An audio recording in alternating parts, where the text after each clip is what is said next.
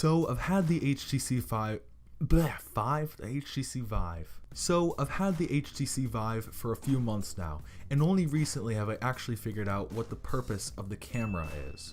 In all the videos on YouTube about the Vive, they never really seem to talk about the camera that looks out into your play space. But it's there, and it was probably one of the first things that you noticed when you saw the Vive for the first time.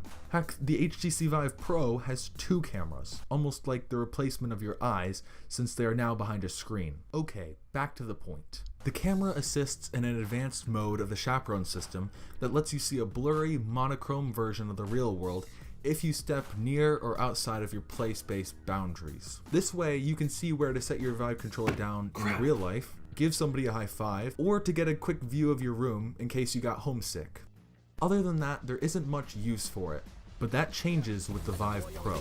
The two cameras allow you to play augmented reality games, meaning that the headset puts virtual objects into your real world. Pretty cool, isn't it?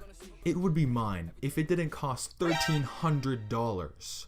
Real quick, if you wanted to know how to enable the camera, just go into settings on your Vive or PC, click camera, check the camera option on, reset the program, and voila,